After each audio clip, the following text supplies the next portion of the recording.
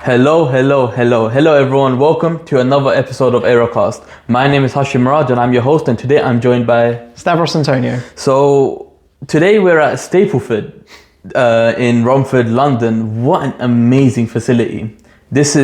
I walked in here for the first time, and even walking up to the road, you see aircraft, you see stuff that as an aviation enthusiast really sticks out to you. And it's an incredible facility I think you have here. And I've been trying to get Stavros here for a very long time. He's been a very busy person, at piloting and all that, instructorship and all that. And finally, we've got him here. I think you're up for a really fun episode here, guys. And a bit of history about me and Stavros. I met Stavros at a group chat called the Young Sky Pioneers, which is a group chat created by Andrea, who is a Wizz Air cabin crew, training to be a pilot as well. Shout out Andrea.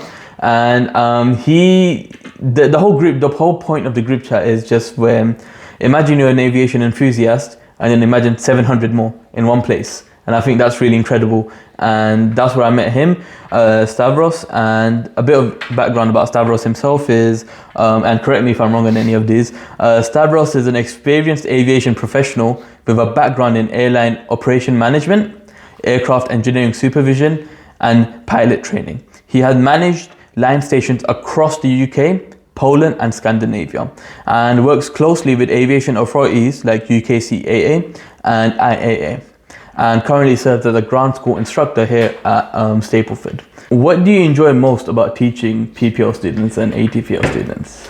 I love passing on knowledge, and for me the best moment when I teach is when I'm teaching something really complicated and you see the confused expressions like, what does that mean? And then all of a sudden it clicks, the light bulb moment. That for me is the best part of the job, is that light bulb moment. And it's that thing of, oh yeah, I remember Stav teaching us this, and it's always going to be with them. So yeah, that's what I love about it. So would you say it's like, what are the most common challenges new pilots face, especially if they're coming in as no experience at all, and just coming into the room and learning it? What are the most common challenges they face? I think one of the biggest challenges is not appreciating the workload that goes into it. Flying an aeroplane is probably the easiest part of the job. There's so much more that comes around it. As a pilot, you need to be someone who's forward thinking. You need to be someone who can think ahead. You need to be someone who can read the weather, know what's going on. And it's just the sheer quantity of information you need to take in. And especially if you're doing it in a classroom environment, in the time frame to do it in, it's quite intense. Usually you'll be in the classroom maybe 6 to 7 months, and that's the time you've got to do all your 13 exams in, more or less. So I think that the quantity, the pace, the workload, just the intensity is probably the biggest challenge. So you have around 6 to 7 months to do 13 exams. About that, yeah. That's around 2 exams a month. And how would you say competitive? How tough are the exams? They can be quite tough. They're the kind of exams where you can learn all the content and really understand it, but when it comes to the questions, the questions really make you think and make you really try and apply the knowledge you know. And so they are quite tough. There's some subjects are easier than others, but we do have quite a few subjects which are really intense actually, and people do tend to struggle with them. And what advice would you give to people who are out there who are doing PPL elsewhere and these exams elsewhere? What advice would you give to them who are starting off their exams? Just keep working hard. Don't stop practicing. Don't stop studying. Apply yourself. And it's so normal to feel overwhelmed with just looking at the content and thinking, oh my God, how am I going to remember this? How am I going to learn this? Just remember it's part of the process. It's something every single pilot has gone through. I haven't met a single pilot to date who said their ground school was easy. So just don't worry, it's part of the process. It's just how it is. So beyond sitting in this classroom, beyond the technical knowledge, what are some skills that you think pilots need to have? Well, I think the first thing, and this isn't necessarily a skill, but something every pilot needs to have, is passion and enthusiasm. 100%. You cannot get in this industry without having passion and enthusiasm. 100%. As a pilot, you've got to be someone who's safety conscious. Safety is a very big part of what we do. The thing that comes before the operation is always safety. So knowing regulations, knowing your procedures are super, super important things that you need to be good at doing. In terms of skills, you've got to be a leader. but you've also got to be a leader who can take on board criticism. Yeah. You've got to be someone who's adaptable, ready to learn, and able to make decisions in a really quick space of time, being ready for anything, any challenge, being ahead of the aircraft. That's what we always say, always be ahead of the aircraft, don't sit on an error. Those are probably some of the best skills I think a good pilot can start off with. Yeah. So, like, when you say be ahead of the aircraft, so you mean just always, like, what would you mean by that? So it's really easy as a pilot to get what we call workload saturated, where you're just so busy, you forget to do the most important thing, and that's fly the aeroplane. We have a little saying, aviate, navigate, communicate. Yeah. And aviate means fly the aeroplane. Whatever's going on, no matter how bad the situation is, fly the aeroplane. Even if you're lost, even if the air traffic controller are trying to talk to you, fly the aeroplane. And when you become workload saturated, and I've been through this, every student pilot goes through this, you start thinking the wrong tasks for the wrong priorities, and you lose focus. And then you lose situational awareness, you become kind of disorientated. So just fly the aeroplane. Yeah. So it's simple, fly the aeroplane. Fly the aeroplane, that's what you need to do, yeah. So you mentioned earlier about how you met the right people at the right time. So how important would you say those sort of connections are in the aviation industry? And would you advise people out there to go make those connections? Without a shadow of a doubt. Yeah, I was really fortunate to meet the people that I did. Before I got into Ryanair. As I said, I had no idea about the opportunity in Ryanair. I never even considered a job there. I didn't even think it was an option. And so building a network really can change the trajectory of where your career is going to go for the right reasons. So, things like getting a LinkedIn profile, making sure that's up to date, join organizations, communities, group chats, whatever you need to do, i.e. the Young Sky Pioneers. Guys, it's a great opportunity to be in there. So you'll be shocked at how someone else's abilities can potentially propel your career forward. Yeah. So I want to expand on Young Sky Pioneers as well, give them a little bit of a shout out. Yeah. You mentioned you joined when there was around 17 people. Yeah, I think and how many people are there now? There are now just shy of 700 of us. That is incredible. Yeah. I want to shout out to Andre. He's done an incredible work as well, going through his aviation journey as well as helping other people as well, because even I'm on the group chat myself, and you see people asking for help, asking for tips and tricks and like things you don't really get from for example, in other people where they're doing their PPL, things that their teacher might not tell them, but like because you're a teacher, those little tips and tricks as well, and that really does help out a person as well. And just stuff like calming people's nerves and everything like that, tips and tricks, I think it's really incredible. So if you guys do want to speak to Stavros, I'll leave his links and everything like that in the description as well, his LinkedIn and everything, and I'll leave the link to Young Sky Pioneers in the description. Guys, join. It is basically, if you're an aviation enthusiast, just imagine you and 700 people like you who share the same passion in one group chat. It never stops talking. Generally, I hear more about aviation news in that group chat first than mainstream media. So it's really incredible. And you see just cool perspectives from people from different aviation fields as well. So how important do you think the role of leadership is in aviation? It's critical. It's so critical. As in aviation, the one thing we all need to be is professional. And you develop professionalism from mentors, from people who can help you, from people with more experience. And eventually you'll be that mentor. I've helped so many people get into aviation, flying, and etc. And to be a leader isn't about standing in the front, shouting out orders and telling people what to do. It's about leading from the front, having people, showing people how the standard is. I can't, for example, expect people, if I'm teaching them, to understand something if I don't understand it. And that, for me, is what the definition of a leader is. Yeah. You are also, especially as a pilot, you're in command of an aircraft with potentially 200-300 people on board. If you don't have the confidence and if you're a little bit shy, you're going to struggle a little bit. And you might be flying with a really senior captain and you might be someone who's really junior. And you still need to be able to bring out your opinions and voice any concerns you have. So it's a skill you develop within your career. If you're naturally a shy person, that's fine. I'm naturally a shy person. But it's fine. You build it into your professionalism. So it's so important. Yeah. So you mentioned how even if you're a really junior person in the aviation industry and you're around a very senior person as well, a very experienced person, it is still critical to, like you say, voice out and speak your mind and speak your opinion and communicate with that person regardless of seniority. I think that's really a cool and a really important message as well, because you do notice as well, for example, if I put myself in the shoes of a junior pilot and I'm flying with a very senior pilot, you're gonna be a bit scared, you're gonna be a bit nervous. So I think that's really important that people overcome that nervousness as well. Stavros, what's a lesson you'd wish people in aviation would understand more?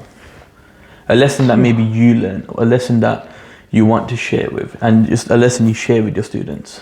Wow, yeah, that's a tough question, actually. I would say be humble, be respectful of aviation. It's an incredible industry. It's a tough industry, but it deserves the respect it gets. You've got to be humble about it. You can't go in, especially as pilots, you can't go into this industry wanting to be the next Maverick. You've got to go into this ready to learn, ready to make mistakes, ready to grow.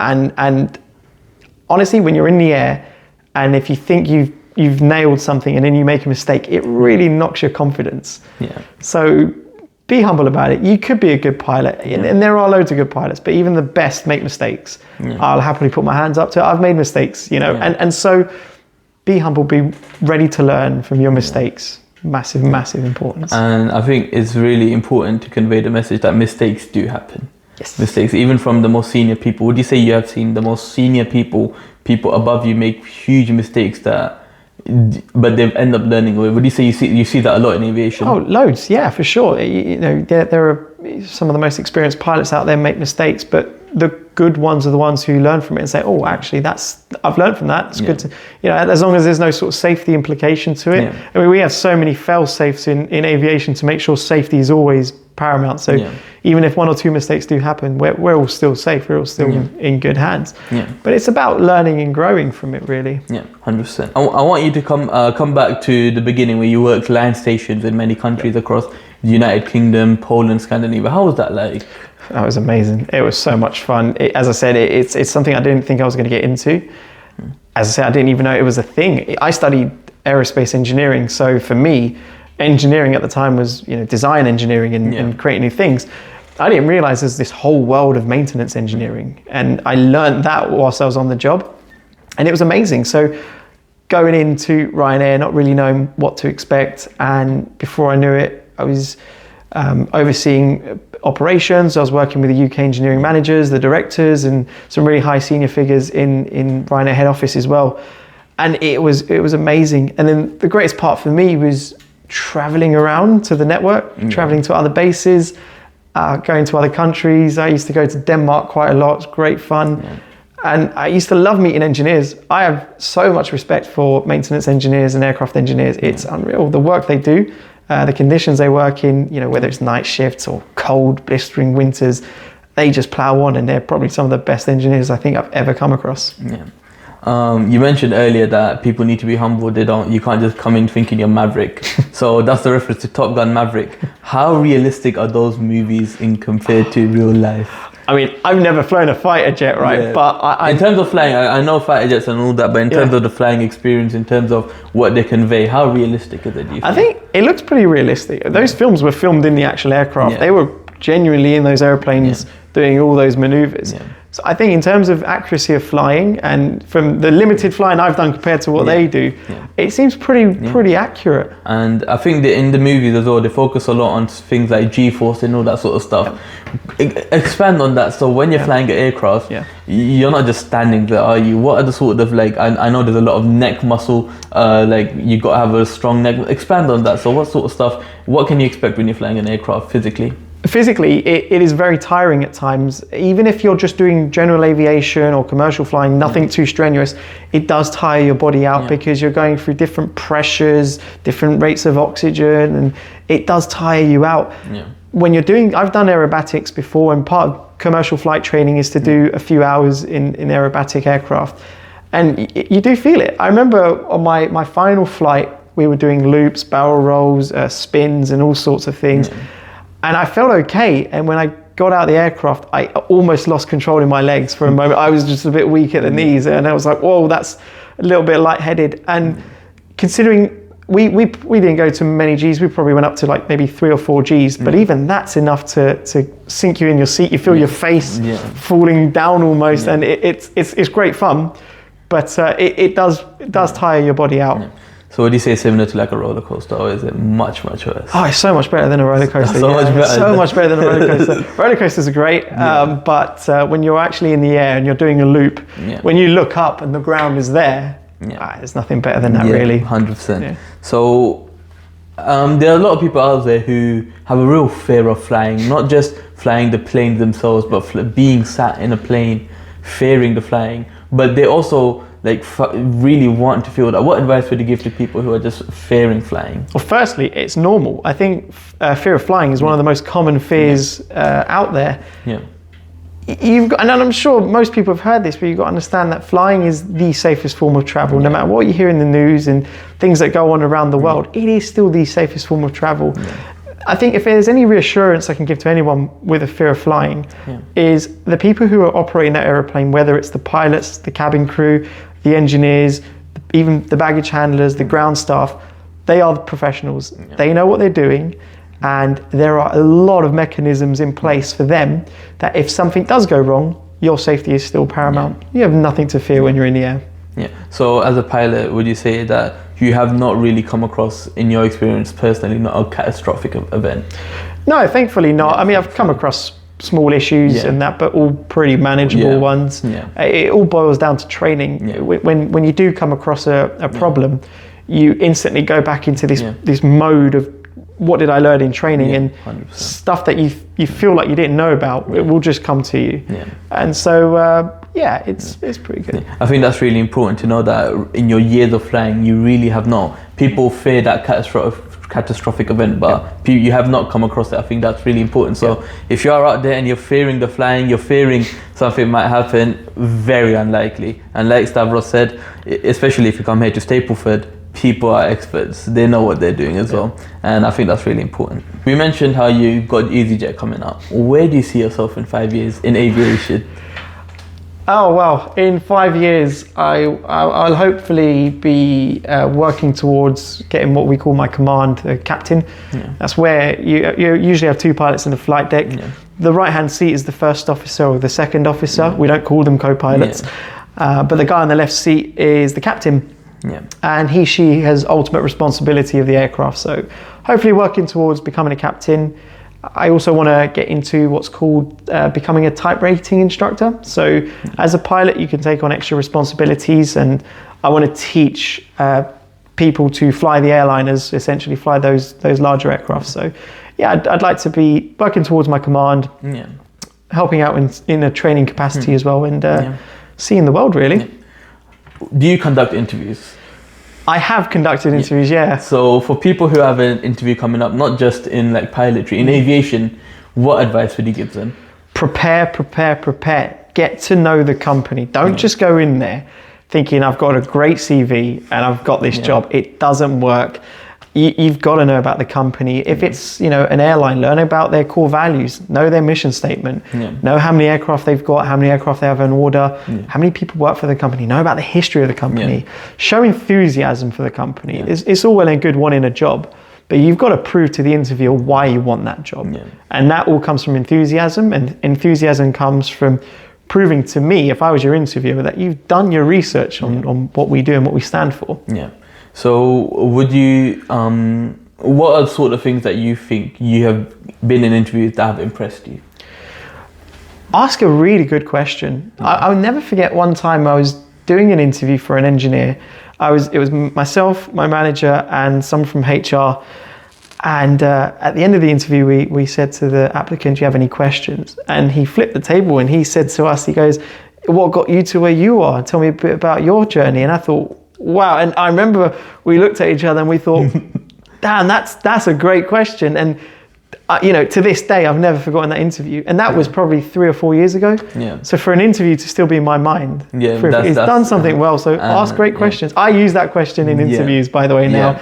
And it works well. I think that's a tip for you guys out there. If you got an interview, a lot of people, when they get asked, do you have any questions? They're like, no, I'm all good, perfect. They want to get out of that room as soon as possible. Oh, sure. But I think you've really proven that. And did the person end up getting the job? I think they did. And there you go. Ultimately, as well, if you're applying for a job, but it's equally important that as much as you impress the interviewer, they need to impress you as well. Yeah. You need to make sure that you're going to a company that you feel that you're going to fit in with, because if it's a company that doesn't align with you, you won't last there. Yeah. So find a company that aligns with you. That's why I say look at their core values and what really makes them operate the way they do. And asking questions like that's really going to prove to you if that's a fit and a culture you can see yourself in. Especially, I see a lot in the Young Sky Pioneers group chats. A lot of people, they're asking questions about their PPL and all that sort of stuff. So again, what advice, you mentioned this before as well, but I'll come back to it. What advice would you say someone who's starting off the aviation journey, maybe doing university and they're trying to revise for the PPL, what advice would you give them in terms of just what to do, like where to start? Because there might be especially me, I'm talking from personal experience as well, you're sitting there and you're like, okay, I want to become a pilot. Where do I start? It's hard, that initial step to say, yeah, this is what I want to do, because I don't think people, especially outside of aviation, realize how hard it is to get into the industry, especially as a pilot or an engineer. You would want to start by doing your research. Just a quick Google search, what does it take? Understand the different processes and stages to becoming a pilot. Go to events as well. Every year there's what we call the Pilot Careers Live event. I think it gets hosted at Heathrow, Manchester and various places around Europe actually. And that's where you have the opportunity to go and speak to various different schools, airlines and other organizations that support pilot training and career development. If you can, find a mentor. Find a mentor in the industry. Yeah, I definitely can say I've had a few. I've mentored a few people now as well. And learn from people's experiences. Join an organization like the Young Sky Pioneers. It's free to join. It's just a group chat, right? Go in there and ask any question. The great thing about aviation, I've always found this, is it's a really supportive industry. No one's there to judge you. No one's there to put you down. People genuinely do want to see you succeed, because if people succeed in the industry, then the industry is going to do well. And that's a benefit to everybody. So find a good mentor, ask the questions, go to schools as well, go and see flight schools, they do open days as well. And you'll slowly start piecing it together, because especially in flight training, there's loads of different ways you can do it. And the way I've trained might not work for somebody else. So you've got to find a path that works for you at the end of it. Perfect. So you mentioned open days, flight schools. What do Stapleford have here? Stapleford offer training right from the ground up, I like to say, pardon the pun. You can come in and just do a flight experience. If you just have an interest in flying an aeroplane, not even for a license, you just want to experience it, you can do that here. You can come and do your private pilot's license, which allows you to fly for leisure. So you can come here, get your PPL, hire out a little aeroplane and take it away for the day and take your friends for lunch up in Scotland and back in a day or something. After that, you can then go and do all your ground school stuff, like the stuff that I teach. You can go get your commercial pilot's license. So once you've got a commercial license, you can actually get paid to fly, which is really cool. And that's all offered here at Stapleford as well. And then there's other things to do. You want to fly airplanes with multiple engines. You want to fly in foul weather conditions. You've got to have an instrument rating for that. So there's loads of steps you need to go through, but all of that can be done here, which is quite good. So roughly, I'm not just talking about Stapleford in itself, but on average across the UK, for someone who just wants to fly for leisure, get their PPL, roughly how much do you think it'll cost? It varies. It does vary a lot. Depends on the school. I would say if you budget between 10 to 15,000. It is a lot of money, but it's definitely worth it. But around 10 to 15,000 pounds. Give or take, it will probably get you there. So you mentioned if you have no experience, you just want to feel that experience of being on a plane. How would someone do that at Stapleford? Literally, just phone them up. Say I want to book an air experience flight.